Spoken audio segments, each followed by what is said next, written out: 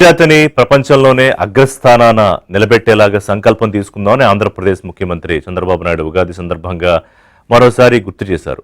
ఇప్పటికే 2047 అనే ఒక విజన్, అంటే గతంలో 2020 అంటే అందరికీ అర్థం కాలేదు, అర్థమైనా కొంతమంది నమ్మలేదు, కొంతమంది ఎద్దేవా చేశారు. కానీ 2020 విజన్ నిజం చేసి చూపించిన తర్వాత ఒకవైపు భారత ప్రధాని మోదీ 2047కి దేశానికి సంబంధించి ఒక రూట్ మ్యాప్, అలాగే ఆంధ్రప్రదేశ్ కూడా 2047కి ముఖ్యంగా తెలుగు వాళ్ళు ప్రపంచంలో టాప్లో ఉండాలి అనే సంకల్పాన్ని చంద్రబాబు నాయుడు తీసుకున్నారు. సో ఇందులో భాగంగానే లక్షల ఉద్యోగాలకు సంబంధించి రూపకల్పన. అంటే ఇప్పుడు ప్రభుత్వ ఉద్యోగాలు అన్నీ కలిపి సుమారు 2.5-3 లక్షల లోపే ఉంటాయి. అది కూడా రాను రాను తగ్గిపోతూ ఉన్నాయి. సో అందరికీ ప్రభుత్వ ఉద్యోగాలు కల్పించడం సాధ్యం కాదు. కానీ ఇన్ని లక్షల ఉద్యోగాలు ఎలా వస్తాయి? సపోజ్ విశాఖపట్నానికి గూగుల్ అతిపెద్ద డేటా సెంటర్ రాబోతోంది, దాంతో అనేక లక్షల ఉద్యోగాలు వస్తాయి. లేకపోతే అనేక ఐటీ కంపెనీలు, లేకపోతే ఫార్మా కంపెనీలు, లేకపోతే మరొక ఇండస్ట్రీ, వీటన్నిటికీ మార్గం సుగమం చేయడం ద్వారా లక్షల ఉద్యోగాల కోసం రూపకల్పన, అంటే ఒక ఎకో సిస్టమ్ బిల్డ్ అవుతుంది. ఆ కంపెనీలో పనిచేసే వాళ్ళు, దానికి అనుబంధంగా పనిచేసే వాళ్ళతోటి అనేక మందికి ఉపాధి దొరుకుతుంది. దాంతోపాటు ప్రభుత్వ ఉద్యోగాలకు సంబంధించి ఈ 21 నెలల్లో కూటమి ప్రభుత్వం వచ్చాక మొత్తం 30,607 సుమారుగా ప్రభుత్వం చెప్పిన లెక్క ప్రకారం గత ఏడాది ఒకేసారి 16,000 పోస్టులు డిఎస్సికి సంబంధించిన పోస్టుల భర్తీ జరిగింది. గతంలో చరిత్రలో ఎప్పుడూ జరగలేదు. ఇక నిన్న 10,060 పోస్టులకు సంబంధించి నోటిఫికేషన్, అలాగే డేట్లు కూడా, అంటే క్యాలెండర్ రిలీజ్ చేశారు, నోటిఫికేషన్ డేట్స్ కూడా రిలీజ్ చేశారు. ప్రతి ఉగాది సందర్భంగా జాబ్ క్యాలెండర్ విడుదల చేస్తాం, అంటే జాబ్ ఫస్ట్ అనే విధానంతో ఆంధ్రప్రదేశ్లో కూటమి ప్రభుత్వం ముందుకెళ్తుంది అనేది నిజంగానే ఒక గుడ్ న్యూస్. ఎందుకంటే మనం అనేక సందర్భాల్లో చెప్పుకున్నాం, ఒక కుటుంబంలో చదువుకున్న విద్యార్థి, ఒక డిగ్రీ చదువుకున్నాడు లేకపోతే ఇంజనీరింగ్ చదువుకున్న విద్యార్థికి ఒక ఉద్యోగం వచ్చింది అంటే ఆ కుటుంబం మొత్తం ఒక కష్టాల్లోంచి బయటపడుతుంది. ఇక అతను ఎదిగే తీరుని బట్టి ఆ కుటుంబంలో మిగతా వాళ్ళకి అవకాశాలు, బంధువులకు అవకాశాలు ఇవన్నీ ఉంటాయి. అంటే ఒక లింక్, ఒక ఉద్యోగంతో ఒక కుటుంబానికి సంబంధించి పూర్తిగా రూపురేఖలే మారిపోతాయి. అలాంటి అంశాన్ని దృష్టిలో పెట్టి నేను లోకేష్ గాని, ఇదిగో నా పని నేను చేస్తున్నాను, మీరు కూడా ప్రిపేర్ అవ్వండి, సన్నద్ధం కండి అని. కాకపోతే ఏంటంటే 10,000 అంటే దానికి లక్షల్లోనే ఉంటుంది పోటీ, ఎందుకంటే అంతమంది ఆస్పిరెంట్స్ ఉన్నారు కాబట్టి. కానీ వీళ్ళు దృష్టి పెట్టాల్సింది ఏంటంటే కేవలం వీటి మీదే కాకుండా ప్రైవేట్ రంగంలో ఉద్యోగాలు ఉన్నాయి, ఇప్పుడు కొత్తగా ఏఐ తోటి ఏం ఉద్యోగాలకు అవకాశాలు ఉన్నాయి, వాటి మీద కూడా దృష్టి పెట్టాలి యువత.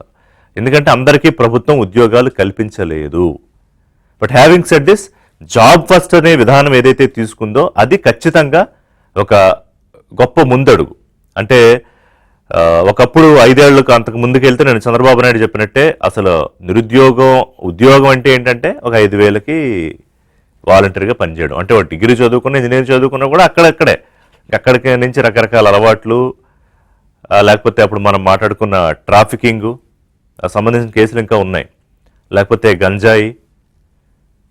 ఇప్పుడు నిన్న అప్రమత్తం చేశారు ఆంధ్రప్రదేశ్ ముఖ్యమంత్రి చంద్రబాబు నాయుడు. ఒకవైపున అందరూ ఆనందంగా పండగ చేసుకుంటూ ముందుకెళ్ళి ఉద్యోగాలు ఇదంతా పాజిటివ్ మూడ్లో ఉన్నప్పుడు దీన్ని డిస్టర్బ్ చేయడానికి, లేకపోతే మరో రకంగా దీన్ని ఏమీ జరగట్లేదని చెప్పడానికి కొంతమంది దుర్మార్గులు రెడీగా ఉంటారు, మీరు అప్రమత్తంగా ఉండాలి అని కూడా అలర్ట్ చేశారు. ఇంకో మాట కూడా అన్నారు, తల్లికి చెల్లికి కూడా ఆస్తులు పంచని మైండ్ సెట్ ఉన్న వాళ్ళు రాష్ట్రంలో ఉన్నారు ప్రతిపక్షంలో. సో వాళ్ళు మంచిని చూడలేరు కాబట్టి ఏదో రకంగా దాన్ని అడ్డుకోవడానికి ప్రయత్నం చేశారు కూడా. అది కంపెనీలకు మెయిల్స్ పెట్టడం కానీ, పెట్టుబడులు పెట్టద్దని చెప్పడం కానీ, లేకపోతే అమరావతి మీద ఎప్పటికీ విషయం చెప్పడం కానీ, కొత్త కంపెనీలు రావద్దని చెప్పడం కానీ, P4లో వస్తే వాళ్ళని అరెస్ట్ చేస్తామని చెప్పడం కానీ, ఇలాంటి రకరకాల ప్రయత్నాలు. బట్ అవన్నీ దాటుకుని కూటమి ప్రభుత్వం ఇవాళ ముందుకెళ్తోంది. పవన్ కళ్యాణ్ అన్నట్టుగా, అంటే యువత దేశానికి వెన్నెముక లాంటి వాళ్ళ భవిష్యత్తుకు సంబంధించి ఒక నిర్ణయం తీసుకోవడం అనేది అందరూ ఆనందించదగ్గ విషయమే. బట్ అదర్ సైడ్ ఏంటి జరుగుతోంది, మరొక ఒక సెక్టర్ ఆఫ్ యువత, కొంతమంది జగన్ వెనకాల ఉండే యువత, వాళ్ళు ఏం చేస్తున్నారు అంటే వాళ్ళు ఏం నేర్చుకుంటున్నారు. ఇప్పుడు ఆయన నా ఇన్స్పిరేషన్గా చాలామంది రాజకీయాల్లోకి వచ్చారు అన్నారు. ఎవరు? అవినాష్ రెడ్డి కానివ్వండి, మిథున్ రెడ్డి కానివ్వండి, ఇంకా చాలామంది, చెవిరెడ్డి భాస్కర్ రెడ్డి కొడుకు, ఇప్పుడు యువత చాలామంది. వాళ్ళందరూ ఏం నేర్చుకుని జగన్ బాటలో వెళ్తున్నారు. మీరు ఒక పేరు తీసుకోండి, అందరూ ప్రతి ఒక్కళ్ళు ఏదో కేసులో ఉంటారు. అది ఏపీ పెద్ద స్కామ్, లెక్కర్ స్కామ్ కేసా, లేకపోతే తిరుపతి లడ్డు వ్యవహారమా, పరకామణి వ్యవహారమా, లేకపోతే ఇంకో ల్యాండ్ కేసా, శాండ్ కేసా, మైన్ కేసా. అది కాదు కదా ఇన్స్పిరేషన్గా తీసుకోవాల్సింది. ఇంకా దారుణమైన పరిస్థితులు ఏంటంటే అప్పుడప్పుడే చదువుకుని డిగ్రీలు అయ్యి ఇంజనీరింగ్ అయ్యి బయటకు వస్తున్న యువత, లేకపోతే చదువుకుంటున్న వాళ్ళు, ఉద్యోగ అన్వేషణలో ఉన్న వాళ్ళు ఈ మధ్య రప్పారప్ప పిచ్చిలో పడ్డారు. అంటే నాయకుడిని బట్టే ఫాలోవర్స్ ఉంటారు కదా. అటువైపు ఏమో మీరు చదువుకోండి, మేము ఉద్యోగాలు కల్పిస్తాము, ఐటీ కంపెనీలు వస్తున్నాయి, ఏ మీద మీరు ట్రైనింగ్ ఇస్తాం మీకు, లేకపోతే క్వాంటమ్ కంప్యూటర్ ఈ విధానం దేశంలోనే ప్రపంచంలోనే అతిపెద్ద క్వాంటమ్ కంప్యూటింగ్ అమెరికాలో కన్నా కూడా అమరావతిలో రాబోతోంది. ఇవన్నీ కూటమి ప్రభుత్వం చెప్తోంది. ఇటువైపు ఏమో రప్ప లేకపోతే మేము వచ్చింది మీరు వస్తే పొట్టేళ్ళు నరికినట్టు నరికేస్తాం తల్లు అని పెద్ద పెద్ద ఫ్లెక్సీలు. ఒకే రాష్ట్రం ఒకలాంటి మైండ్ సెట్టే ఉంటుంది. కానీ ఒక నాయకుడు వెనకాల ఉన్న వాళ్ళు ఎలా ఆలోచిస్తున్నారు, ఇంకో నాయకత్వం వెనకాల ఉన్న వాళ్ళు ఎలా ఆలోచిస్తున్నారు, చిన్న డిఫరెన్స్. అలాగే గతంలో జరిగిన 2014-19 మొదట కూటమి, అప్పుడు కూటమిగా తెలుగుదేశం పార్టీ అధికారంలో ఉంది. తర్వాత 19 నుంచి 24 మధ్యలో వైఎస్ఆర్సీపీ అధికారంలోకి వచ్చాక అప్పుడు చేసిన రకరకాల స్కామ్లన్నీ ఇప్పుడు బయటపడుతూ ఉన్నాయి. అందులో మరొక వ్యవహారం మదనపల్లి ఫైల్స్, రెవెన్యూ ఫైల్స్ దహనం అయిపోవడం. ఎక్కడన్నా ఫైర్ యాక్సిడెంట్లు అవ్వడం సహజం, దానికి ఇమీడియట్గా షార్ట్ సర్క్యూట్ అంటారు. కానీ నిన్న ఇద్దరిని అరెస్ట్ చేశారు. వాళ్ళిద్దరు ఎవరు? మాధవరెడ్డి ప్రధాన అనుచరుడు, ఎవరికి? మాజీ మంత్రి జగన్కి అత్యంత సన్నిహితుడు, ప్రస్తుత ఎమ్మెల్యే పెద్దిరెడ్డి రామచంద్రారెడ్డి. ఈయన గతంలో అటవీ భూముల వ్యవహారంలో కూడా పవన్ కళ్యాణ్ ఆయన దీని మీద నిఘా పెట్టినప్పుడు అటవీ భూములకు సంబంధించి వీళ్ళ కుటుంబం కొన్ని ఎకరాలు అటవీ భూముల్ని కాజేసిందని చెప్పి కూడా బయటకు వచ్చింది. ఆ కేసులు నడుస్తున్నాయి. ఇప్పుడు ఇందులో కీలకమైన విషయం ఏంటంటే ముని తుకారం అలాగే మాధవరెడ్డి, వీళ్ళిద్దరూ పెద్దిరెడ్డి రామచంద్రారెడ్డికి చాలా కీలకమైన వ్యక్తులు. కూటమి ప్రభుత్వం అధికారంలోకి రాగానే వీళ్ళు చేసిన అక్రమాలు, భూ అక్రమాలు బయటపడతాయి అని చెప్పి, అంటే అసైన్డ్ భూములు, చుక్కల భూములు, రకరకాల భూములు బెదిరించి మరో రకంగా రిజిస్ట్రేషన్లు చేయించేసుకుని ఇవన్నీ కలిపితే వేల కోట్ల వాల్యూ ఉంటుంది. సో కూటమి ప్రభుత్వం అధికారంలాగా రాగానే అప్పుడే ఆర్డీఓని మార్చి కొత్త ఆర్డీఓని ప్రభుత్వం తీసుకొచ్చింది, మేఘన సబ్ కలెక్టర్గా. సో ఈలోపు ఫైల్స్ దహనం ఒక ఫైన్ సండే ప్లాన్ చేశారు. అది కూడా సినీ పక్కీలో, కరెక్ట్గా మన సినిమాల్లో చూస్తూ ఉంటాం కదా, ఒక శానిటైజర్ బాటిల్ రెడీ పెట్టారు, ఇంజిన్ ఆయిల్ రెడీగా పెట్టారు, అగరబత్తీలు, ఈ మూడితో పని కానిచ్చేశారు. కొన్ని ప్రొటెక్ట్ చేయగలిగారు. దాదాపు 2000-2500 ఫైల్స్ పైన ఉంటే ఒక 700-600 ప్రొటెక్ట్ చేయగలిగారు రియాక్ట్ అయ్యి.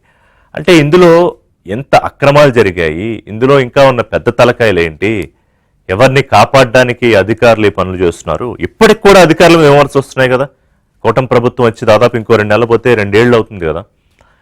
ఒకవైపు గేరు మార్చి ముందుకెళ్దామని ప్రయత్నం చేస్తూ ఉంటే సర్కారు, ఎక్కడొక్కడ అక్రమార్కులైన అధికారులు ఇంకా అండగా ఉంటున్నారు కొంతమందికి. కొన్నేమో ఇలా నేరుగా బయటపడతాయి, కొన్ని బయట పడను ఉంటాయి. అందరినీ అనట్లా, అందుకే నేను కొంతమందిని అన్నాను. సో ఈ 2 అంశాలు మాట్లాడదాం. అంటే ఒకవైపు ఉద్యోగాలు కల్పిస్తూ ఒక ఆశలు చిగురింపజేస్తూ ఆంధ్రప్రదేశ్ ప్రభుత్వంలో యువతకు మంచి రోజులు వచ్చాయి అని చెప్పి ముందుకు తీసుకెళ్తున్న పరిస్థితి, మరోవైపు అదే రాష్ట్రంలో నిర్వీర్యమైపోతున్న యువత, ఇంకోవైపు మరో స్కాము. నాతో పాటు సప్తగిరి ప్రసాద్ గారు, తెలుగుదేశం పార్టీ అధికార ప్రతినిధి, పార్టీ సీనియర్ నాయకులు జాయిన్ అవుతున్నారు. కర్ణాటక ఆంజనేయరెడ్డి గారు, బీజేపీ సీనియర్ నాయకులు, ముప్పాళ్ళ సుబ్బారావు గారు, సీనియర్ అడ్వకేట్, అలాగే అనలిస్ట్. నమస్కారం అండి ప్రసాద్ గారు, ఆంజనేయరెడ్డి గారు, సుబ్బారావు గారు. ఆంజనేయరెడ్డి గారు, మనం అంటే మీరు ఇంకా నాకన్నా చాలా సీనియర్, వయసులో కూడా పెద్ద కాబట్టి చాలా ప్రభుత్వాలు, చాలా మంది నాయకులను చూసుంటారు. అంటే ఒక పాజిటివ్ యాటిట్యూడ్ ఉన్న ప్రభుత్వం 3 పార్టీలు కలిసి అధికారంలోకి వస్తే ఎలా ఉంటుంది అనేది మనం ఈ 20-21 నెలల నుంచి చూస్తున్నాం. నిన్న ముఖ్యంగా నాకు చాలా చక్కగా అనిపించింది ఏంటంటే, పండగ ఇవన్నీ ఓకే, కానీ పండగ రోజు ప్రజలకు ఏదో ఒకటి చెయ్యాలి, ఏదో ఒక గిఫ్ట్ ఇవ్వాలి అని. ప్రజలకని ఎందుకు అంటున్నానంటే, ఒక ఉద్యోగం అంటే ఒక కుటుంబమే. నిన్న 10,000 పోస్టులకు సంబంధించి అనౌన్స్ చేయడము, దానికి సంబంధించి డేట్స్ కూడా ఇచ్చేయడం గతంలో ఎప్పుడు లేదు. అలాగే గత ఏడాది 16,000 పోస్టులు ప్రభుత్వ ఉద్యోగాలు అంటే అందరికీ ఎక్కడిస్తారు, కానీ దానికి సంబంధించి ఒక ఎకో సిస్టమ్ క్రియేట్ చేస్తున్నారు. అది కేంద్ర సహకారంతో ఇక్కడ 2 పార్టీలు కలిపి. యువత ఇప్పుడు జరుగుతున్న దాంతో అంటే మీ అబ్జర్వేషన్ ప్రకారం హ్యాపీగా ఉన్నట్టేనా ఆంధ్రప్రదేశ్లో, లేదా ఇంకా ఎక్కువ కోరుకుంటున్నారా ప్రభుత్వం నుంచి? వాళ్ళు మనం ఓపెన్గా మాట్లాడుకుందాం. రిషి గారు, మీరన్నట్లుగా రిషి అన్నట్లుగా ఈ రాష్ట్రంలో యువత కొంత కృషి, అందులో ఎటువంటి అనుమానం లేదు. కానీ ఇంకా చేయవలసి ఉంది. ఈరోజు మన జనాభా చాలా ఎక్కువగా ఉంది. ప్రపంచ దేశాలతో పోల్చుకుంటే భారతదేశం జనాభా ఇప్పుడు నంబర్ 1, చైనాని కూడా దాటిపోయి ఉన్నాం. సహజంగానే యువత ఎక్కువగా ఉన్నారు. మిగతా ప్రపంచ దేశాలతో పోల్చుకున్నప్పుడు మనం ఏమంటాం, జన్జీ అంటామా, లేదా యూత్ ఫోర్స్ అంటామా, డెమోగ్రఫిక్ సంబంధించి అంటామా, ఏమన్నా కూడా ఈ రోజు మిగతా దేశాలతో పోల్చుకుంటే భారతదేశం నంబర్ 1 స్థానంలో ఉంది జనాభా పరంగా, యువత పరంగా. అదే సమయంలో విద్యా సంస్థలు 2014 నుంచి యూనివర్సిటీలు పెద్ద ఎత్తున పెరిగిపోతున్నాయి, మెడికల్ కాలేజీ పెరిగిపోతున్నాయి, మెడికల్ సీట్లు పెరిగిపోతున్నాయి. కాబట్టి విద్య పట్ల ఎక్కువ మంది శ్రద్ధ చూపుతున్నారు, సాంకేతిక విద్య పట్ల ఎక్కువ మంది వస్తున్నారు. ఆ స్థాయిలో ఈ రోజు రాష్ట్రంలో గాని దేశంలో గాని ఉద్యోగ కల్పన జరగవలసిన అవసరం ఉంది. ఆ దిశగా కేంద్ర ప్రభుత్వము రాష్ట్ర ప్రభుత్వము అడుగులు వేస్తుందనే విషయంలో ఎటువంటి అనుమానం లేదు. అందరికీ ఉద్యోగ అవకాశాలు అందుతున్నాయా? ఇది క్వశ్చన్ మార్క్. సమయం పడుతుంది. ఎందువల్లంటే గత 2019 నుంచి 24 వరకు ఈ రాష్ట్రంలో జరిగిన ఈ దుర్మార్గాలు కానివ్వండి, అక్రమాలు మాట్లాడండి దుర్మార్గాలు కానివ్వండి, అక్రమాలు కానివ్వండి, లేదా ఏమాత్రం ఆర్థిక క్రమశిక్షణ లేకపోవడం కానివ్వండి, ఒక పారిశ్రామిక విధానం లేకపోవడం కానివ్వండి, లేదా నిరుద్యోగ యువతను ఏ విధంగా వారికి ఉద్యోగ అవకాశాలు కల్పించాలా, అది పరిశ్రమలకు తీసుకురావడం కానివ్వండి, లేదా ప్రభుత్వ శాఖల్లో ఉద్యోగ సంఖ్య పెంచడం కానివ్వండి, వాటి పట్ల ఏమాత్రం గత 19 నుంచి 24 వరకు ఉన్న ప్రభుత్వానికి అవగాహనే లేదు, పరిపాలన మీద అవగాహన లేదు. మనం చూసాము రిషి గారు, నేను గత 40-45 సంవత్సరాల నుంచి నేను రాజకీయాల్లో ఉంటాను. చాలా చిన్న వయసు నుంచి కాలేజీ విద్యార్థి రాజకీయాల నుంచి యూనియన్ దాంట్లో ఎన్నికల్లో గెలిచాను. చాలా చిన్న వయసు నుంచి మా యొక్క ఆర్గనైజేషన్ జాతీయ సంస్థలు RSS, ABVP, తర్వాత యువ మోర్చా, బీజేపీ చాలా చిన్న వయసులో అసెంబ్లీకి పోటీ చేశాను, ఓడిపోయాను. నేను ఈ 40-45 సంవత్సరాలు భారతదేశంలో ఉండి అనేక రాష్ట్రాల్లో ప్రభుత్వాలను పరిశీలించాను. అనేక రాష్ట్రాల్లో కుంభకోణాలు జరిగాయి, కొన్ని రాష్ట్రాల్లో భయంకరంగా జరిగాయి. కానీ నా జీవితంలో ఇప్పటి వరకు గత 2019 నుంచి 24లో ఈ రాష్ట్ర ప్రభుత్వము, వైసీపీ ప్రభుత్వము ఏ విధమైన కుంభకోణాలు చేసిందో, ఏ విధమైన దుర్మార్గాలు చేసిందో, ఏ విధమైన అవగాహన రాహిత్యం, పరిపాలన పట్ల ఏమాత్రం శ్రద్ధ లేకుండా ఉండడము, లేదా ఆర్థిక డిసిప్లిన్ లేకుండా పోవడము, పారిశ్రామిక విధానం లేకుండా పోవడం మనం ఎప్పుడూ చూడలేదు. అందుకని నేను అనేక సందర్భాల్లో చెప్తుంటాను, ప్రభుత్వం ఏ విధంగా ఉండకూడదో 2019 నుంచి 24 వరకు వచ్చిన ప్రభుత్వాన్ని చూసి దేశంలో అన్ని రాజకీయ పార్టీల వాళ్ళు పెట్టుకోవాలి. అతిపెద్ద ఎట్లా ఉండకూడదు ప్రభుత్వాలు అనేది అతిపెద్ద రైట్ అతిపెద్ద కేస్ స్టడీగా పెట్టుకొని అధ్యయనం చేయాల్సిన అవసరం ఉంది. రాజకీయ నిపుణులు, సామాజిక శాస్త్రవేత్తలు, సీనియర్ జర్నలిస్టు, అఫ్ కోర్స్ మన సుబ్బారావు గారు లాంటి వారు ఇప్పుడు కూడా ఇస్తుంటారు. అందువల్ల ఈరోజు రాష్ట్రంలో ఒక మార్పు, ఒక క్వాలిటేటివ్ చేంజ్, విజిబుల్ చేంజ్ మనకు రాష్ట్రంలో కనిపిస్తూ ఉంది. ఈ రోజు ఈ మే నుంచి అక్టోబర్ వరకు కూడా ఒక క్యాలెండర్ ప్రకటించారు. 10,000 చిల్లర పైన ఉద్యోగాలు ప్రొవైడ్ చేస్తున్నారు. కానీ ఈ ప్రభుత్వం చెప్పింది చేస్తుంది.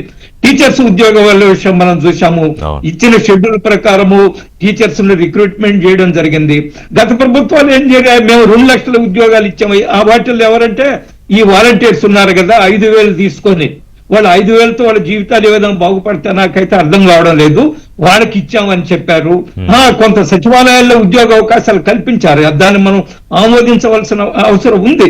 కానీ అట్ ద సేమ్ టైం 5,000 తోటి వాలంటీర్లని వారికి రాజకీయంగా ఉపయోగించుకోవడం కోసం, వారి స్వార్థ ప్రయోజనాల కోసం అక్కడ ఉండే స్థానిక నాయకులు, అప్పటి అధికార పార్టీ మనం చూసాం. అదే సమయంలో ఈరోజు యువత ప్రైవేటు ఉద్యోగాలు వస్తే నేను చాలా సందర్భాల్లో చూశాను. గతంలో ఈ సచివాలయ ఉద్యోగాల్లో ఒక 2 సంవత్సరాల తర్వాత ప్రొబేషన్ తర్వాత పర్మనెంట్ చేశారు కూడా. చాలా మంది ఈ రోజు పర్మనెంట్ ఉద్యోగాలు కూడా ఉన్నాయి, వాళ్ళందరూ కూడా సంతోషంగా ఉన్నారు.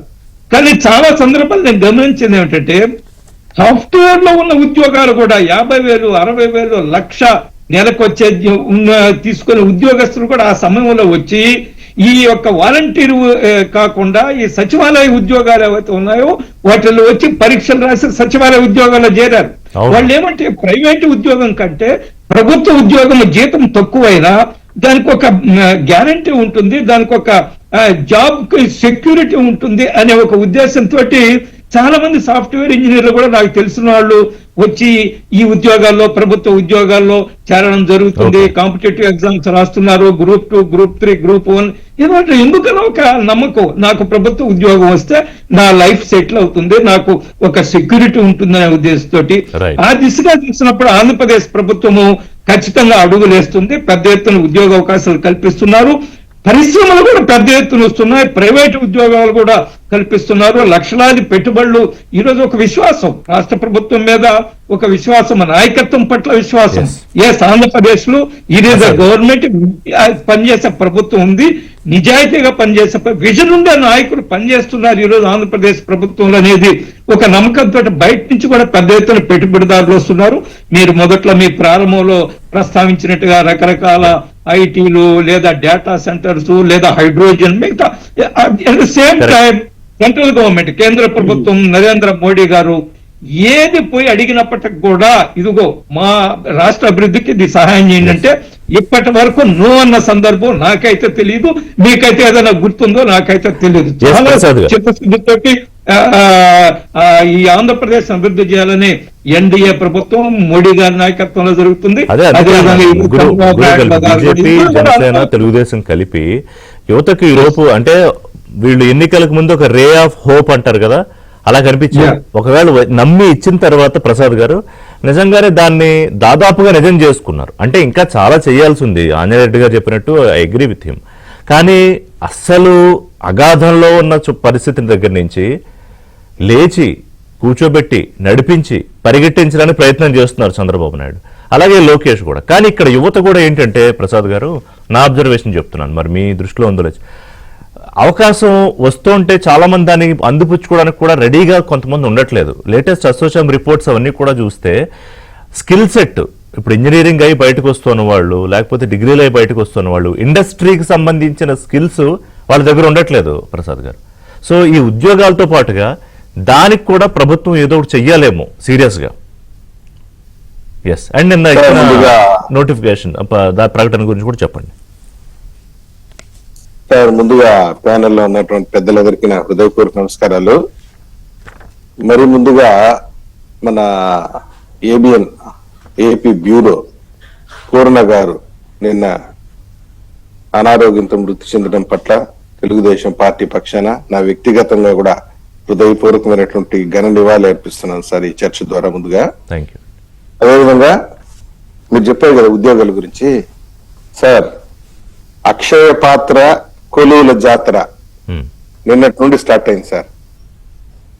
నా భూతో నా భవిష్యత్తు ఆంధ్ర రాష్ట్ర చరిత్రలో ఎప్పుడూ లేని విధంగా గతంలో నేను జాబ్ క్యాలెండర్ విడుదల చేస్తాను ప్రతి జనవరి 1st కి అని జగన్మోహన్ రెడ్డి గారు పదే చెప్పినాడు. జాబ్ క్యాలెండర్ ప్రతి జనవరి 1st కి విడుదల చేస్తానని చెప్పాడు. చివరికి ఒక పాకెట్ క్యాలెండర్ కూడా వేయలేదు నిరుద్యోగ యువతకి.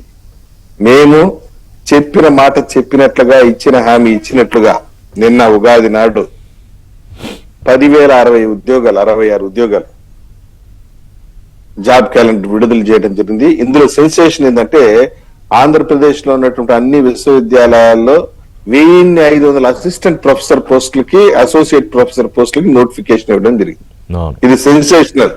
కాశ్మీర్ నుండి కన్యాకుమారి నుండి వరకు, లడక్ నుండి కటక్ వరకు ఏ యూనివర్సిటీలో కూడా, ఏ రాష్ట్రంలో కూడా 1,500 పోస్టులు సింగిల్ షాట్ లో భర్తీ చేయడానికి నోటిఫికేషన్ ఇచ్చిన దాఖలాలే లేదు. ఇది సెన్సేషనల్ హిస్టరీ ఇది. అదే విధంగా 500 ఏఈ పోస్టులు, 200 వార్డన్ల పోస్టులు, 200 స్టాటిస్టిషియన్ల పోస్టులు, గ్రూప్ 1 పోస్టులు, 500 గ్రూప్ 2 పోస్టులు భర్తీ చేయడానికి జాబ్ క్యాలెండర్ సిద్ధం చేసి విడుదల చేయడం జరిగింది.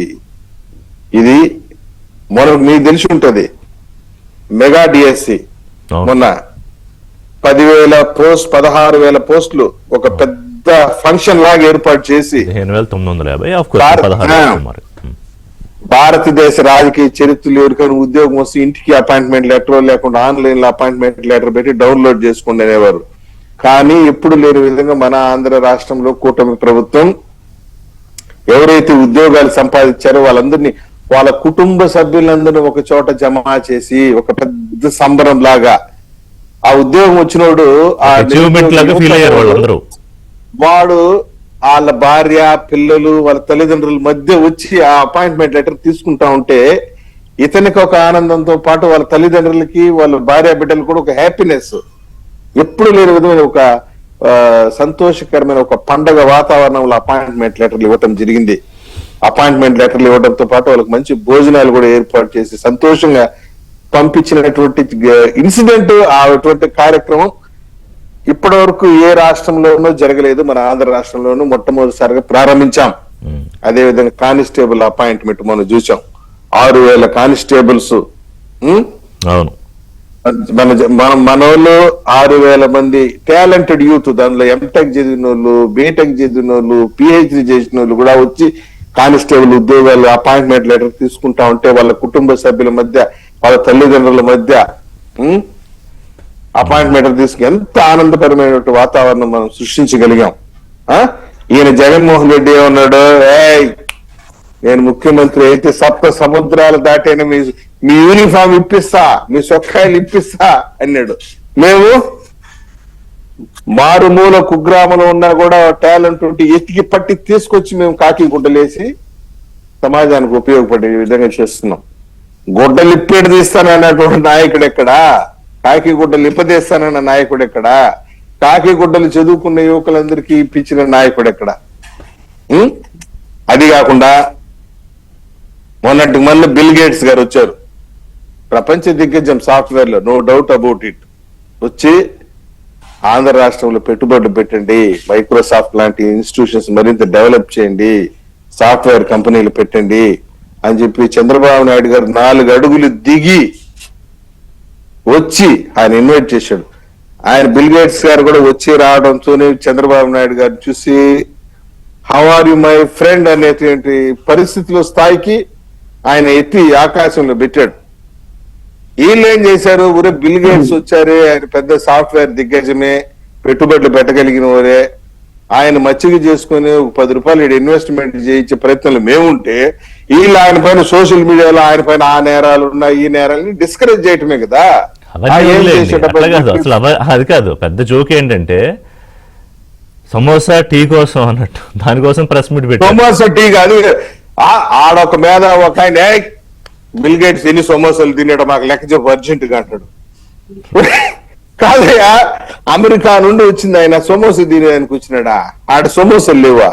పైగా ఇంకొక మీద ఉంటాడే బిల్ గేట్స్ ఏం చూసినాడు, ఆ కరకట్లో ఒక ఇదే అట్టి తోటను చూసేసిపోయినాడు, అట్టి తోటను చూసేదానికి అమెరికా నుండి రావాలన్నాడు. నేను ఒకటే చెప్తున్నా, మా నాయకుడు బిల్ గేట్స్ కి అరటి తోటని చూపించాడు, ఆర్టీజీఎస్ ని చూపించాడు సచివాలయంలో. అదే ఇక్కడికి వచ్చినప్పుడు మన రుచులు వాళ్ళకి చూపిస్తాము, అన్ని ఉంటాయి, వాళ్ళ డబ్బులు సార్. బిల్ గేట్స్ గారే సంభ్రమాశ్చర్యాలకు గురయ్యారు. డ్రోన్ ద్వారా మందులు పిచికారీ చేసేటువంటి టెక్నాలజీని మేము అమెరికాలో చేసే వాళ్ళము, ఇక్కడ అమరావతిలో కూడా మీరు చేస్తున్నారు. పైగా ఇంకొకటి ఏంటంటే ఆటోమేషన్ ద్వారా స్ప్రింక్లింగ్ అన్నమాట. ఆటోమేషన్ ద్వారా స్ప్రింక్లింగ్ అంటే చెట్లకు నీళ్లు కట్టేది, మనము పోయేసి చెట్టుకి ఇంక పోయి తిప్పాల్సిన పని లేదు. గేట్ వాల్స్ ఆటోమేషన్ ద్వారా పెట్టేసి సిస్టమ్ పెట్టేస్తే మన ఇంట్లో కూర్చొని మన సెల్ ఫోన్ ద్వారానే ఏ గేట్ వాళ్ళని ఓపెన్ చేయాలా, ఏ గేట్ వాళ్ళు లాక్ చేయాలా, ఏ చెట్టుకి ఎంత నీరు పోతా ఉంది, ఏ చెట్టుకి నీళ్లు పోవటం లేదు, మన ఇంట్లో కూర్చొని అమెరికాలో కూడా కూర్చొని చాలా వస్తాయి నాకు తెలిసి మిగతా రాష్ట్రాలు అన్నిటికన్నా ఆల్రెడీ ఇప్పుడు వస్తున్న ఏ టెక్నాలజీని అందరికన్నా ముందు అందిపుచ్చుకోవడానికి కూడా ప్రయత్నం చేస్తుంది ఆంధ్రప్రదేశ్. సార్ ఆల్రెడీ మన ఆంధ్రప్రదేశ్ లో ఈ automation system of drip irrigation already implementation ఉంది. 18,000 ఒక ఎకరా కడితే ఈ రోజు కూడా మనం ఆ సిస్టమ్ పెట్టుకోవచ్చు మన ఇంట్లో. కానీ నిన్న చంద్రబాబు నాయుడు ఇంకొక మాట అప్రమత్తం చేశారు, ఇంకా కొంతమంది ఆ ట్రాప్ లో ఉన్నారు, జాగ్రత్త, అప్రమత్తంగా ఉండండి. కొంతమంది ఇష్టం ఉండదు కదా డెవలప్మెంట్ అంటే, అందరికి ఇష్టం ఉంటుంది అనుకుంటే పొరపాటు, అవ్వకూడదనే బ్యాచ్ కూడా కొంతమంది ఉంటారు కదా. రావణాసురుడు ఉంటేనే రాముడు విలువ తెలుస్తుంది. ప్రజలు రావణాసురుడిని చూస్తున్నారు, శ్రీరామచంద్రుడిని చూస్తున్నారు.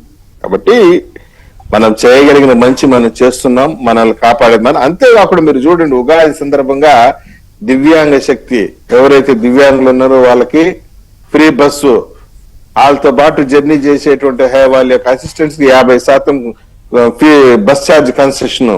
అదేవిధంగా ఎన్నో ఏళ్ళకి పెండింగ్ ఉన్నటువంటి ఇమాములకి మౌజాములకి రంజాన్ సందర్భంగా వాళ్ళకి గౌరవ వేతనం రిలీజ్ చేయటము.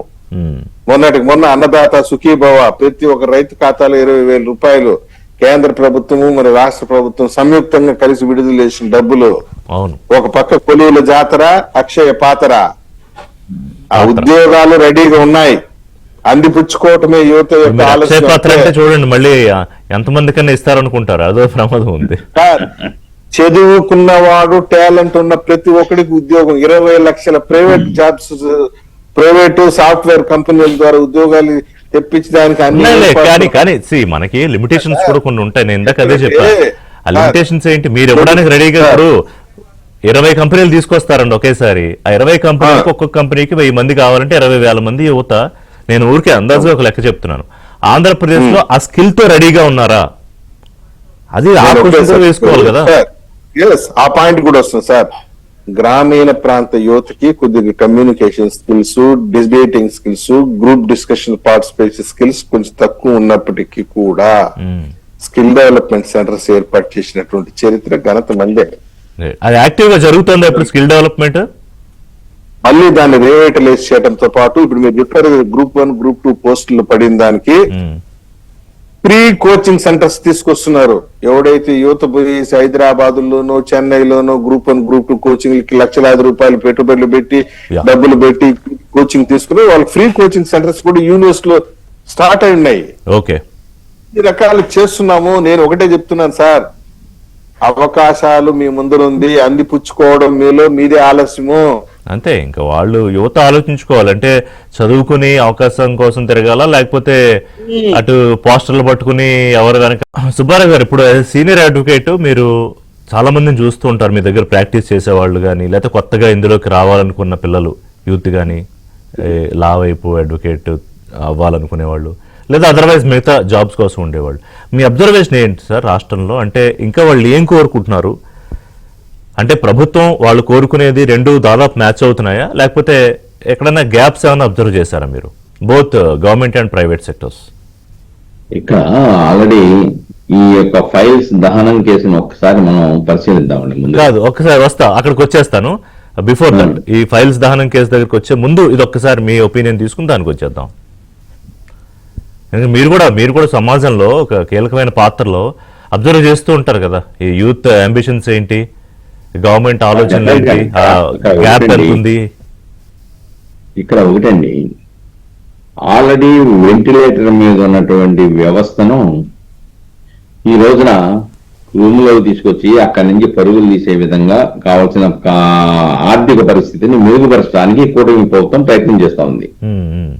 కానీ దీన్ని డిస్ట్రాయ్ చేయడానికి మరోవైపున ఇంకొక మాది గత ప్రభుత్వం ఏదైతే వ్యవహరించిందో వాళ్ళు ఈ రోజున ప్రతిపక్ష హోదాలో ఉండి వాళ్ళు వ్యవహరిస్తున్న తీరు ఏంటంటే, ఈ రాష్ట్రానికి పరిశ్రమలు రాకూడదు, ఈ రాష్ట్రానికి ఐటీ ఇండస్ట్రీస్ రాకూడదు, ఈ రాష్ట్రం ఆర్థికంగా అభివృద్ధి చెందకూడదు, పారిశ్రామికీకరణ జరగకూడదు, తద్వారా యువతకు ఉద్యోగాలు వస్తే మరలా భవిష్యత్తుకి ఇబ్బందికరమైన పరిస్థితి ఏర్పడుతుందని చెప్పేసి దాన్ని డిస్ట్రాయ్ చేయడానికి ఒక ప్రయత్నం జరుగుతున్నట్టుగా యువత భావిస్తా ఉంది.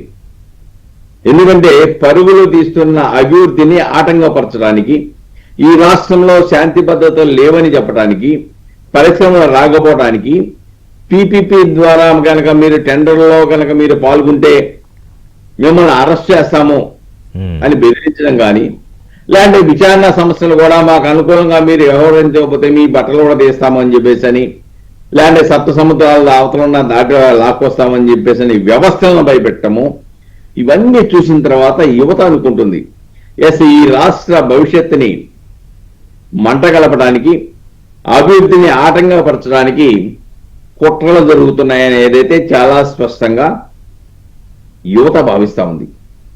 ఈ రోజున నిన్న ఇచ్చేటువంటి భర్తీ 1000 చిల్లర పోస్టుల భర్తీకి నోటిఫికేషన్ ఇచ్చారు, డేట్ కూడా ఇచ్చారు. 10,000 సార్, 10,060. 10,000 చిల్లర నోటిఫికేషన్ లో డేట్ నోటిఫికేషన్ లో కూడా విడుదల చేశారు. అయితే ఇక్కడ ఆర్థిక పరిస్థితి, రాష్ట్ర పరిస్థితి, రాష్ట్ర అభివృద్ధి, పారిశ్రామీకరణ, ఇన్ని అంశాలని కూటమి ప్రభుత్వం పరిగణలో తీసుకోవాల్సిన పరిస్థితి అయింది దీంట్లో.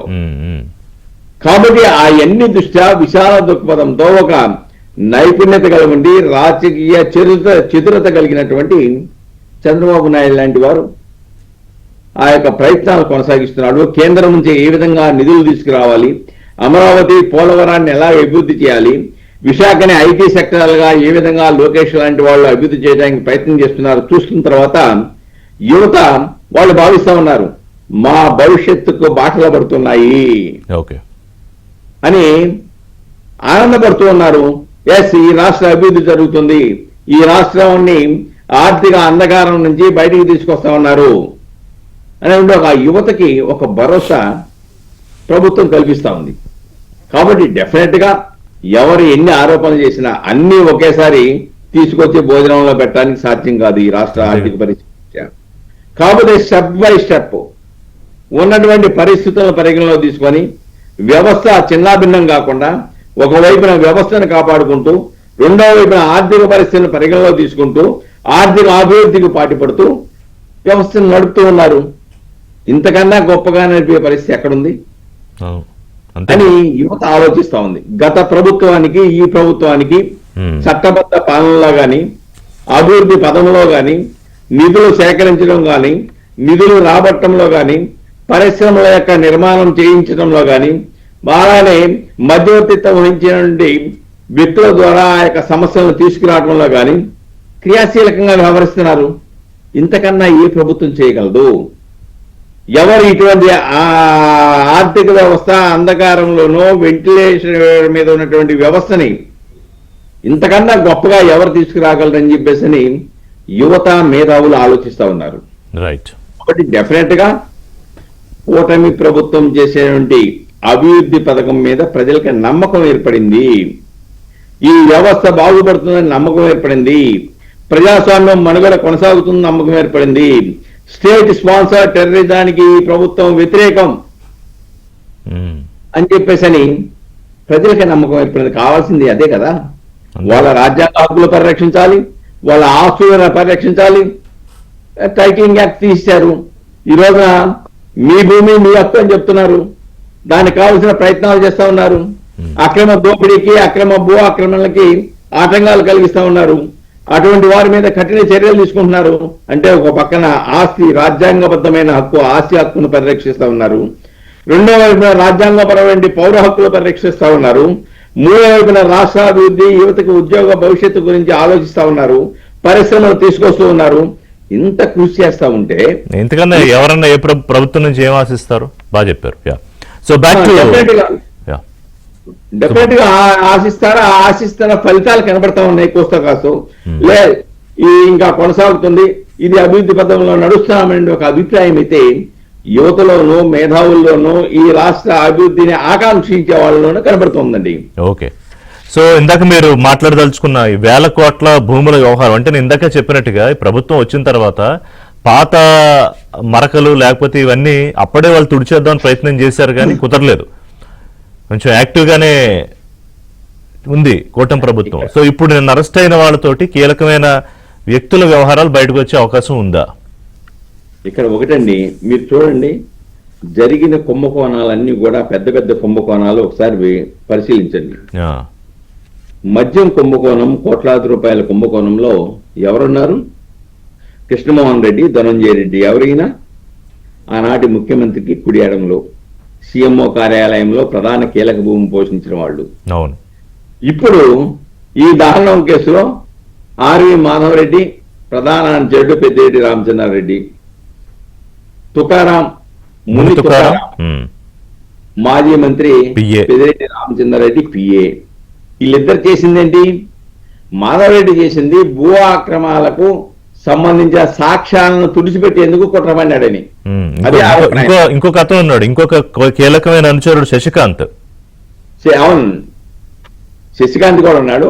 ఇప్పుడు ఈ అరెస్ట్ చేసిన వాళ్ళు వీళ్ళ మీద చెప్తున్నారు. అవును, ముడి తుకారాం ఏంటి, భూములకు సంబంధించిన వ్యవహారాలు సమన్వయం చేయడంలో మరి కుట్రలో భాగస్వామి అయ్యారని ఆరోపణలు. కాబట్టి పెద్దిరెడ్డి రామచంద్రారెడ్డికి అనుచరులుగా ఉన్న వ్యక్తులు చేసిన కుట్ర. అసలు దీని లక్ష్యం ఏంటి అని దర్యాప్తు సంస్థ ఈ దహనం వెనుక ఉన్నటువంటి ప్రధాన ఉద్దేశాలు ఏంటని చెప్పేసి దర్యాప్తు సంస్థ స్పష్టంగా చెప్పింది. ఏమంటారంటే, గత ప్రభుత్వ హయాంలో మదనపల్లె పరిసర ప్రాంతాల్లో సుమారు 79,000 ఎకరాల ఎస్ఐండ్ భూములు, చుక్క భూములు, 22A జాబితాలో ఉన్న భూములను నిబంధనల విరుద్ధంగా మార్పిడి చేసి దోచుకున్నారని ఆరోపణ. ప్రభుత్వ నిషేధిత భూములు, చుక్క భూములు, ఎస్ఐండ్ భూములు కలిపి 79,000 ఎకరాలు. అంతేకాకుండా దీంట్లో దహనం చేసింది కొత్త ప్రభుత్వం రాగానే, కూటమి ప్రభుత్వం రాగానే ఈ అక్రమాలు బయటపడతాయని భావించేసి 2,440కి పైగా ఫైళ్లను తగలబెట్టేశారు. ఇదేదో ఒకళ్ళు చేసిన నేరం కాదండి. ఈ వ్యవస్థీకృత నేరం చేసేటప్పుడు, ఈ సంఘటన జరిగినప్పుడు కార్యాలయంలోని CCTV వైర్లు కట్ చేశారు, లాగ్ బుక్స్ పక్కన పెట్టారు, కార్యాలయంలో ఉన్న ఇంజిన్ ఆయిల్ను ఉపయోగించి మంటలు వేగంగా వ్యాపించేలాగా చేశారనేది ఇది ఒక పక్కా ప్లాన్ ప్రకారం జరిగిందని చెప్పేసి విచారణలో వెల్లడైంది. ఈ కేసు కేవలం ఒక అగ్ని ప్రమాదం కాదు, ఇది ఆంధ్రప్రదేశ్ రెవెన్యూ వ్యవస్థలో జరిగిన అతి పెద్ద భూ కుంభకోణాలను కప్పిపుచ్చే ప్రయత్నంగా సిఐడి పేర్కొందండి.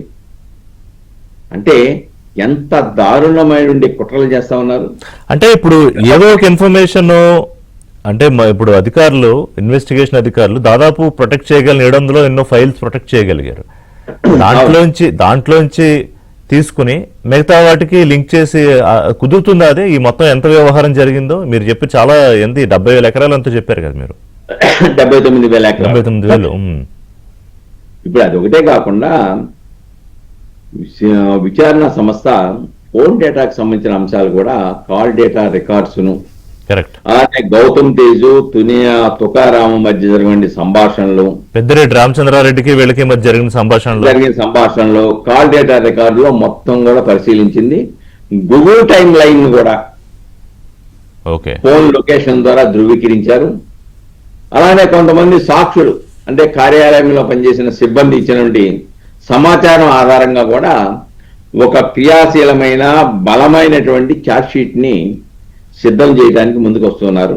సరే, రేపే ఎల్లుండో డెఫినెట్ గా పెద్దిరెడ్డి రామచంద్రారెడ్డి గారు కూడా నోటీస్ ఇవ్వడం జరుగుతుందని చెప్పేసి భావిస్తా ఉన్నారు. ఇక్కడ ఒకటండి, ఇది ఒకటే కాదు.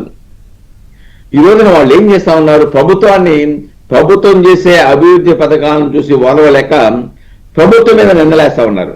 వివేకానంద మర్డర్ కేసులో ఏం చెప్తున్నారు, సునీతారెడ్డి గారట పాపం చంద్రబాబు నాయుడు గారికి పూర్తిగా చంద్రబాబు కోసమే సునీత ఆరాటం అంట. ఏంటి ఇలాగా? లేకపోతే షర్మిల, చంద్రబాబు చేతిలో షర్మిల, మీ చెల్లెళ్ళు నువ్వు చేసినటువంటి వివేకానంద రెడ్డి మర్డర్ కేసులో చేసినటువంటి నేరాలను తిరిగి సునీతారెడ్డి హార్ట్ అటాక్ తిరిగినో చంపేసిందో, మర్డర్ ఫర్ గెయిన్ అని చెప్పేసి సునీతారెడ్డి మీద ఆరోపణ చేస్తూ, సునీతారెడ్డి కనుక చేసి ఉంటే మర్డర్ ఫర్ గెయిన్, చనిపోయిన తర్వాత వ్యక్తిత్వ హననానికి ఒక మంచి వ్యక్తి మీద చేసినటువంటి సంఘటన వీళ్ళు తప్ప ఎవరు చేయలేరండి. రెండవ కేసు 30 నుంచి 40% ఇస్తామన్నారు. అందుకని సునీతారెడ్డి గారు వాళ్ళ భర్త, వాళ్ళ కుటుంబ సభ్యులు అది ఇది అన్నారు. ఇక్కడ ఒకటండి, ప్రజలు ఆలోచిస్తా ఉన్నారు, వీళ్ళు ఎంత చెప్పినా సునీతారెడ్డి చేసుంటే న్యాయ పోరాటం ఇంతకాలం చేయాలా, సిబిఐ చుట్టూ తిరగాల, తిరిగి మా తండ్రిని చంపిన వాళ్ళని నిర్ధారించండి, అసలు దోషులను పట్టుకోండి అని చెప్పాలా? సిబిఐ ఛార్జ్ షీట్ లో చాలా స్పష్టంగా చెప్పిన తర్వాత కూడా ఇది రాజకీయ ఆధిపత్యం కోసం జరిగిన హత్య అని చెప్పారు. స్పష్టంగా రాశారు, ఏ విధంగా ఎందుకు చంపారో రాశారు. ఒక ఎంపీ సీటు కోసం వచ్చేవాటి చంపారని చెప్పారు. ఇంకోటి, వాళ్ళు ఏమన్నా పిన్నెల్లి రామకృష్ణారెడ్డి బెయిల్ మీద వచ్చాడు కదా, పాపం అది అక్రమ కేసులట. అంటే నేరస్తుల్ని, నేర ప్రభావము, నేరాలు చేసే వాళ్ళని సార్ ఇప్పుడు ప్రోత్సహిస్తున్నారు. వేల కోట్లతోటి కుంభకోణాలు దొరికిపోయిన వాళ్ళని కూడా ఆయన పాపం చిన్నపిల్లలు అంటాడు ఆయన. ఇంక దానికన్నా మనం ఏం చెప్తాం? చిన్న బ్రేక్ తీసుకుందాం. బ్రేక్ తర్వాత ఈ ఫైల్స్ అంశం మీద మాట్లాడతారు ఆంజనేయరెడ్డి గారు. ఆంజనేయరెడ్డి గారు, ఇప్పుడు ఒక్కొక్క ఏడాది గడిచే కొద్ది, అంటే 2 ఏళ్ళు, ఇంకో 2 నెలలు పోతే 2 ఏళ్ళు అవుతుంది కూటమి ప్రభుత్వం వచ్చి కదా, అంటే ఒక్కొక్క స్కాము బయటపడుతుంది. బహుశా ఇంకో 2.5-3 ఏళ్లలో దాదాపు ఆ 5 ఏళ్ల నాటి స్కాములన్నీ బయటికి తీసుకే పరిస్థితి ఉండొచ్చు. సో ఇప్పుడు ఈ ఫైల్స్ దగ్ధమైన కేసు చాలా చిన్నదే అనుకోవడానికి వీల్లేదు ఇవాళ వస్తున్న డీటెయిల్స్ ప్రకారం. అండ్ ఇవాళ అరెస్ట్ అయిన వాళ్ళు పెద్దిరెడ్డి రామచంద్రారెడ్డితో ఉన్న లింకులు ఎస్టాబ్లిష్ అయింది. ఈ 1000 ఎకరాల భూములు, అందులో అసైన్డ్ భూములు, చొక్క భూములు బెదిరించి రిజిస్ట్రేషన్ చేయించుకోవడాలు, అంటే ఇది ఎంత పెద్ద భూకుంభకోణం అవ్వచ్చు ఆంజనేయరెడ్డి గారు?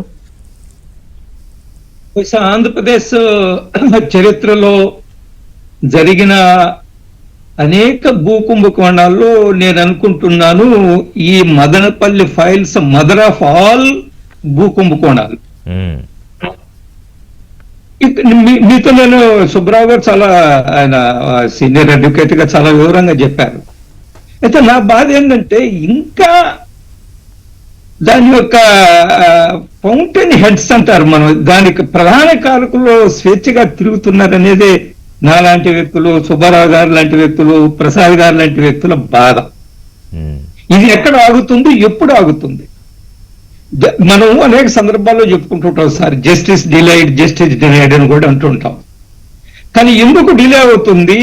నేను మొట్టమొదటి ఈ కూటమి ప్రభుత్వం వచ్చినప్పుడు నేను భారతీయ జనతా పార్టీ ప్రతినిధిగా ఆ రోజు అనేక సందర్భాల్లో చెప్పాను, ఈ గత 5 సంవత్సరాల్లో 19 నుంచి 24 జరిగిన కుంభకోణాల విషయంలో ఒక ప్రత్యేక వ్యవస్థ రావాలా, ప్రత్యేక కోర్టులు రావాలా, విచారణలు వేగవంతం కావాలా, దోషులకు శిక్ష పడాలా, భవిష్యత్తులో ఇటువంటివి జరగకుండా రాబోయే రాజకీయ నాయకులకు కానీ లేదా ఇంకెవరన్నా ప్రభుత్వ యంత్రానికి కానీ గుణపాఠం కావాలని నేను అనేక సందర్భాల్లో చెప్పాను. మీరు చెప్పినట్టుగా 2 నెలలు 2 సంవత్సరాలు పూర్తవుతుంది. మరి ఈ లాజికల్ కన్క్లూజన్, అర్థవంతమైన ముగింపు ఏమిటి అనేది కొంత కన్ఫ్యూజ్ గానే ఉంది. ఈరోజు మనం చూసాం, మనం ఈ మదనపల్లి ఫైల్స్, జమ్మూ కాశ్మీర్ ఫైల్స్ చూసాం, కేరళ ఫైల్స్ మనం 1 and 2 చూసాం, మళ్ళీ అనేక ఫైల్స్ చూసాం. ఈ రోజు మదనపల్లి ఫైల్స్ మనం చూస్తున్నాం. ఇది అసలు ఇన్ని రోజులు ఎందుకు సమయం పట్టింది? 24 జూలైలో జరిగిన యాక్సిడెంట్. ఎస్ సార్, యాక్సిడెంట్ కాదు, యాక్సిడెంట్ గా చిత్రీకరించే ప్రయత్నం చేశారు.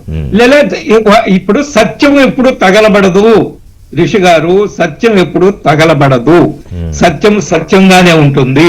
మీరు దాన్ని ఏ విధంగా తగలబెట్టదలుచుకున్నా ఈ రోజు అది జరిగే అవకాశం లేదు. ఈ రోజున్న సాంకేతిక పరిజ్ఞానంలో, డిజిటల్ వరల్డ్ లో సుబ్బారావు గారు చెప్పినట్టుగా Google takeout, Google time out, ఇవన్నీ కూడా వచ్చేసిన తర్వాత ఎవరు ఎక్కడ ఎప్పుడు ఎలా ఉన్నారు, ఎవరితో మాట్లాడారు అనేది చాలా స్పష్టంగా తెలిసిపోతుంది. తప్పించాలి వ్యవస్థలు అనుకుంటే తప్పించుకోలేరు ఎవరును, ఎప్పుడు తప్పించుకోలేడు. అందులో ఎటువంటి అనుమానం లేదు. బట్ కొంచెం టైమింగ్, విశ్వాసము, ప్రజలకి విశ్వాసం కలగాల. తప్పు జరిగిన వాడికి శిక్ష పడుతుందని. అదే మనం చూసాం గత 19 నుంచి 24 వరకు. నాకు ఒకసారి ఒక కమర్షియల్ యాడ్ గుర్తుకొస్తుంటుంది రిషి గారు, చాలా ఇప్పుడు వస్తున్నట్లేదు అది. ఈ దిల్ మాంగే మోర్, ప్రతి నాయకుడు 5 సంవత్సరాల్లో ఒక కుంభకోణంతో ఆగలేదు. ఈ అవకాశం దొరికినంత వరకు ఈ దిల్ మాంగే మోర్, నాకు ఇంకా కావాలని రాష్ట్రాన్ని దోచుకున్నారు. అంతేగాని ఆంజనేయరెడ్డి గారు, ఇప్పుడు ఎంత పలుకుబడి పరపతి ఆ టైంలో అధికారం ఉన్నా ఎక్కడో ఒక చోట రేపు ఒకవేళ ప్రభుత్వం పోతే ఇవన్నీ బయటపడతాయేమో. పైగా ఇన్ని 1000 ఎకరాల భూములు, అసైన్డ్ భూములు, వాటికి చట్టాలు చాలా స్ట్రిక్ట్ గా ఉంటాయి. చుక్క భూములు, అసైన్డ్ భూములు, వీటికి ఇదొకటేనే కాదు. అంటే వాళ్ళకి అసలు ఆ ఆలోచనే లేదా? ఎందుకంటే ఒకవైపు జగన్మోహన్ రెడ్డి గారు చెప్తున్నారు కదా, వై నాట్ 175. ఓకే, దాన్ని ఇంకా పట్టుకుని చేసుకునేవని చేసుకుపోయారు. నేను ఈ రాష్ట్రాన్ని 30 సంవత్సరాలు పరిపాలించాలనుకుంటున్నాను, మా తండ్రి గారి ఫోటో పక్కన నా ఫోటో కూడా ప్రతి ఇంట్లో ఉందా అనుకుంటున్నానంటే ఆ పార్టీ క్యాడర్ కూడా అవునేమో మనం బటన్లు నొక్కుతున్నాము, రకరకాల ప్రయోజనాలు తాత్కాలికంగా కల్పిస్తున్నాము కాబట్టి వాళ్ళందరూ మనకు ఓట్లు వేస్తారు కదా, వై నాట్ 175, మనం మళ్ళా 25 సంవత్సరాలు ఉంటాము, మనం ఎన్ని తప్పుడు పనులు చేసాము దీన్ని ఇన్వెస్టిగేషన్ చేయలేడు, నిజానిజాలు అంతా మన వ్యవస్థలే కాబట్టి మన చేతులు. అయినా ఈ రాష్ట్రంలో 3 IPS ఆఫీసర్లు ఒక్క పెన్ స్ట్రోక్ తో సస్పెండ్ అయ్యారండి. వాళ్ళకి ఎంత ధైర్యం, ఎంత ధైర్యం, ఏ ధైర్యం మీద చేశారు వాళ్ళు? ఆల్ ఇండియా సర్వీసెస్ మంచి ఆఫీసర్స్ బట్ పోస్టింగ్ లేకుండా ఉన్నారు అప్పుడు చేసిన పనులకి. వాళ్ళ లైఫ్ లో, బ్యూరోక్రటిక్ లైఫ్ లో విలువలు కాపాడవలసిన వ్యక్తులు, సమాజ సేవ చేయవలసిన వ్యక్తులు ఎంత దుర్మార్గం చేశారు చూడండి. ఆయన ఎవరో బాంబే నుంచి జత్వాని అని, ఆయనకి ఏం సంబంధం మన రాష్ట్రానికి? ఎవరవి రాష్ట్రంతో ఆవిడేమేంటి సంబంధం? ఇట్లుండే ఐపీఎస్లకి ఏం సంబంధం? ఎన్ని తప్పుడు కేసులు, వాళ్ళ కుటుంబాన్ని ఏ విధంగా వేధించారు, వీళ్ళ నమ్మకం. ఆంజనేయుడు గారు, మీకు జగన్మోహన్ రెడ్డి గాని అంతకు ముందు రాజశేఖర రెడ్డి గారు అంటే ఆయన పోయాడు, ఆయన వీళ్ళందరూ స్పెషాలిటీ అదే కదా. వీళ్ళకి టూల్స్ ఎవరు? ఆఫీసర్సే. ఇంకొక ప్రాబ్లం ఏంటంటే రిషి గారు, ఈ మొత్తం నిందితులు ఆరోపణలు ఎదుర్కొంటున్న వాళ్ళు వెంటనే దొరకడం లేదు. ఇప్పుడు ఏమైందో మదనపల్లి ఫైల్స్ లో వాడెవడు తుకారామ మాధవరెడ్డి, అయ్యా భక్త తుకారాం సినిమా చాలా గొప్పగా చూసాం. ఈ తుకారాం పిచ్చుడు వీడు, ఈ తప్పుడు పనులు చేసిన ఈ తుకారాం దొరికాడు. వాడు ఎక్కడో విదేశాలకు వెళ్ళాడు, సమాచారం సేకరించాలి. మాధవరెడ్డి అన్నతో తెచ్చారు, అతని నుంచి సమాచారం.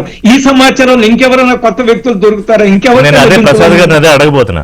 ప్రసాద్ గారు పెద్ద తిమ్మింగలం బయట పడబోతోందా, లేకపోతే మళ్ళీ ఇది కూడా సాగతీతలాగా సీరియల్ లాగా వెళ్తుందా? ప్రసాద్ గారు ఒక్క మాట, పెద్దిరెడ్డి రామచంద్రారెడ్డి గారు ఇక ఏం మాత్రం బయట తిరగడానికి లేదు, బయట తిరిగే అవకాశం కల్పించకూడదు. అతనికి అదుపులోకి న్యాయం సత్వరం జరుగుతుంది. ప్రసాద్ గారు చెప్పండి సార్. అదే ఇంకో పెద్ద తిమింగలం మళ్ళీ బయట పడుతుందా, లేకపోతే ఏం జరుగుతుందంటే? ఎందుకంటే కీలకమైన ఆధారాలు బయటపడ్డాయి, ఆయనతో గంటలు మాట్లాడిన వాళ్ళు అరెస్ట్ అయ్యారు. గంటలు మాట్లాడడం కాదు, ముని తుకారాం ఈ షాడో ఆఫ్ పెద్దిరెడ్డి రామచంద్రరెడ్డి, అంతే. Okay, shadow MLA Muni Tukaram is PA of Peddireddy Ramachandra Reddy గారు. సార్ ఇక్కడ ఒక విషయం ఏంటంటే, కాల్చడం అనే దాంట్లో పెద్దిరెడ్డి రామచంద్రరెడ్డి బ్రాండ్ అంబాసిడర్. అవునా? ఎస్, 1989-94 మధ్యన ఎమ్మెల్యేగా ఉన్నప్పుడు ఈ చిత్తూరు జిల్లాలో ఏ పాలు దాగిన పసిబిడ్డని అడిగినా చెప్తుంది, బోడేవాండ్లపల్లి అప్పటి సర్పంచ్ రామ్మోహన్ రెడ్డి అనే వ్యక్తిని కిడ్నాప్ చేసి, తెలుగుదేశం పార్టీ నాయకుడు అతన్ని కిడ్నాప్ చేసి చంపి మామిడి తోటలో కాల్చేసి ఆధారాలు లేకుండా చేసినటువంటి చరిత్ర పెద్దిరెడ్డి కుటుంబాంది. కాదని చెప్పి ఇదే పెద్దిరెడ్డి రామచంద్రరెడ్డి గారు చదువు అయ్యప్ప స్వామి దేవాలయంలో వచ్చి ప్రమాణం చేయగలడా అని నేను సూటిగా అడుగుతున్నా. బోడేవాండ్లపల్లి రామచంద్రరెడ్డి అయితేమి, కోటిరెడ్డి అయితేమి, సిద్ధరామరెడ్డి ఏమి, వీళ్ళందరినీ చంపడం, అందులో బోడేవాండ్లపల్లి సర్పంచ్ రామ్మోహన్ రెడ్డిని చంపి శవాన్ని పూర్తిగా బూడిది కాల్చేసినారు వాళ్ళు. ఎందుకంటే ఎవిడెన్స్ డిస్ట్రక్ట్ చేయడానికి. అప్పట్లో చంద్రబాబు నాయుడు గారు కూడా వచ్చి పెద్ద ఎత్తున ఆందోళన చేశారు ఆయన ఎమ్మెల్యేగా ఉన్నప్పుడు. ఆ తర్వాత పలువురు తనకు రాజకీయంగా ఎదురు తిరిగిన వాళ్ళ మామిడి చెట్లు కాల్చడం అయితే ఏమి, ఇండ్లు కాల్చడం అయితే ఏమి, ఇది ఆయన ట్రెడిషన్ అన్నమాట, మోడస్ ఆపరండి. చివరికి మదనపల్లి ఫైల్స్ లో కూడా తన భూ కుంభకోణాలు బయటపడడానికి ఫార్ములా, సేమ్ ఫార్ములా, కాల్చో, మనుషులు కాల్చడం, మామిడి చెట్లు కాల్చడం, ఫైల్స్ ను కాల్చడం, సేమ్ మోడస్ ఆపరండి. కానీ ఇక్కడ ఏంటంటే ఈ ఫైల్స్ ని కాల్చేసి ఆధారాలని మాయమైపోతాయి, ఇది ఉండదు అనేసినట్టు భ్రమలు పడ్డాడు. ఈ రోజు చూడండి, ముని తుకారాం రేపు పొద్దున సిబిసిఐడి ఇన్వెస్టిగేషన్ ఇంట్రాగేషన్ నోరు తెరవబోయేది, చెప్పబోయే మొట్టమొదటి పేరు పెద్దిరెడ్డి రామచంద్రరెడ్డి గారి కుటుంబం పేరే చెప్పబోతాడు, మీకు రెండో సందేహం లేదు. కొన్ని ఇప్పుడు నేను అడుగుతున్నాను పెద్దిరెడ్డి రామచంద్రరెడ్డి గారిని, మంగళంపేట పులిచేర్ల మండలంలో సాక్షాత్ అటవీ భూముల్ని కబ్జా చేశావు, అటవీ మధ్యలో పెద్ద గెస్ట్ హౌస్ కట్టావు, ఎవరైనా కడతారా సార్? అడవి మధ్యలో గెస్ట్ హౌస్ కట్టినటువంటి వ్యక్తిని ఎవరైనా అవును, చూసారా? సార్, అడిగేది ఎవరు? అడిగేది ఇందాక ఏం అడిగితే అడిగితే ఆయన చెప్పిన చెప్పిన సమాధానం అడగా సార్, అడిగితే పెద్దిరెడ్డి రామచంద్రరెడ్డి గారు చెప్పిన సమాధానం ఏం తెలుసా? మా కూలీల కోసం అడవిలో మధ్యలో గెస్ట్ హౌస్ కట్టాడు.